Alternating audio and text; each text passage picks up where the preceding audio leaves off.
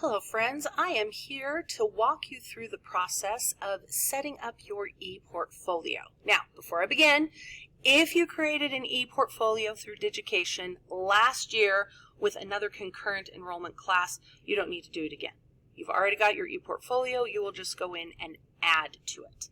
However, if you do not have an ePortfolio, these are the steps you're going to go through to set it up. It's really, really easy. To begin, you are going to need 2 pages open. First, you need the Digication website open, and here's the address, slcc.digication, digication.com/app/. That's your first page. The other page you need open is your My Slick page. So go ahead and log on to My Slick. So you've got that open. As you can see, I'm already logged in, and I have the home page for Digication. When you click log in, it's going to ask you, do you want to sign in from Slick? Yes, you do. And it should just automatically take your login from your My Slick and open it up in Digication. If for some reason it does not, it is the same login information that you use for your My Slick page. Here we are on the home page, and it's giving us lots of options of what to choose for our template. You want the general education template. It's the most common. It's really easy to use. Now, when you open it up, you will notice it has already given it a title. It has used my name that is attached to my Slick account, and it has generated a web address. You can use this title that it has given it, or if you want to change it to something different, like I could call it Miss Stone Sample, you can do that, and your URL will automatically adapt with it. Keep in mind that this is a professional ePortfolio, so it should be a professional name if you choose to change it. All right, we're going to pause on Digication for a minute, and we're going to go over to your My Slick page. One of the requirements for your ePortfolio is that it does need to be attached to your S number. That's what we're going to do right now. If you scroll through your cards, you'll see one eventually that says ePortfolio. This is the one that you want to click on. So I'm going to click Submit ePortfolio. And now I have 2 choices. I have a general education and a program specific. Program specific means you have chosen your major. You have not chosen your major yet, so you are not going to use that one. You are going to choose your general education ePortfolio.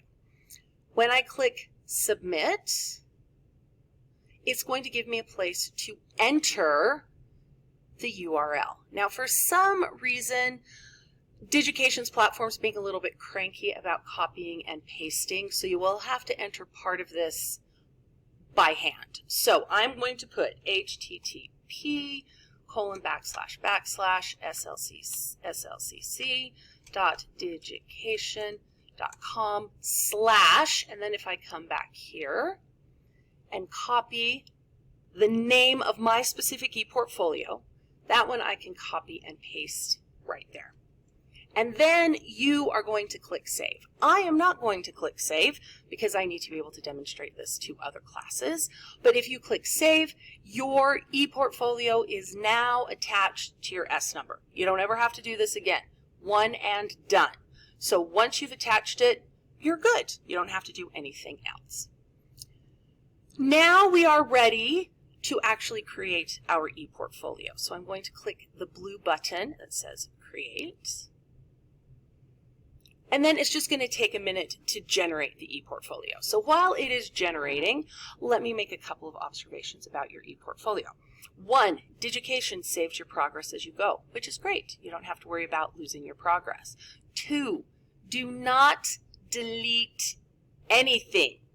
Don't do it. Don't delete. If you look at something and don't understand why it's there, you're probably going to use it later, or maybe you're not going to use it at all, but you are not going to delete anything. Is it possible to re-add things to your portfolio? Yes. Is it a pain? Also yes. So don't delete anything if you don't need to.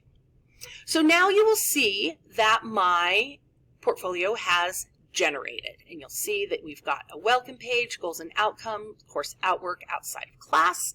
You will also notice that the top part is going to give you instructions for what you need to do. It is a gray background, and then when you scroll down, you'll see the things you actually need to change on your page. So on the welcome page, for example, you need to replace this item with a picture of yourself. So you would just click Edit and replace this item. A quirk of Digication is that it will only upload pictures from the actual device you are using. So that means if you're using your school Chromebook, you would need to save a picture of yourself from your school Chromebook in order to replace it. If you don't want to save pictures of yourself on your Chromebook, that is totally understandable. You would just need to do that using your phone or your own computer at home. Just be aware that Digication is a little bit cranky. Then the other thing you would need to change is About Me, and again, you would click on the little pencil and you can edit that to say whatever you want. If your teacher has not given you specific instructions, follow the instructions at the top. Now, speaking of the top, you will notice in the top right-hand corner, there's a little person icon with a red dot next to it that says Share. Yes, Digication saves your progress, but it does not automatically publish it. If you see a red dot, that means your page is not ready to share and your teacher will not be able to see it. So if I click on Share, this first time is going to say, hey, you haven't done this before. Let's look at some recommended settings. All right, so I will click View Recommended Settings. It's going to double check my name. Do I want it private within Salt Lake Community College?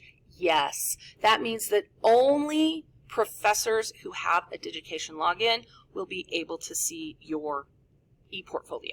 If once you graduate and you're 18 and you move on to SLCC as a full-time student, if you want to make it public, then you can. But for now, we're just going to leave that private. I am also going to click that I don't want to show it in the directory, because when you turn it in, you will be giving your teacher the URL directly, so they don't need to look in the directory. And then you are going to click Save. And then we're going to get a message. Oh, do we want to publish this page? Yes, yes we do. And now it's going to say your page has been published. Unless you see your page has been published at the top, your page has not been published and your teacher will not be able to see it. So if I go over to Goals and Outcomes, here's my person icon with the red dot. That one hasn't been published yet. So if I click Share, do I want to publish this page? Yes, I do. My page has been published. Excellent. How can you double check your work? How can you make sure you've published everything? Well, from that same Share button, I can look at the published version. So if I click View Published Version, it's going to show me, hey, here's my Goals and Outcomes page. Here's my Welcome page. But those other two pages are gone. That's because I haven't published them yet. Do you need to publish them right this very second? No. Just remember that when you do publish them, you must do it for all of them. No red button, that page has been shared. Yes, red button, that page has not been shared. And now you have a beautiful, oh, that one says my changes have been saved. They really haven't. But now you know how to set up your ePorfolio and connect it to your S number.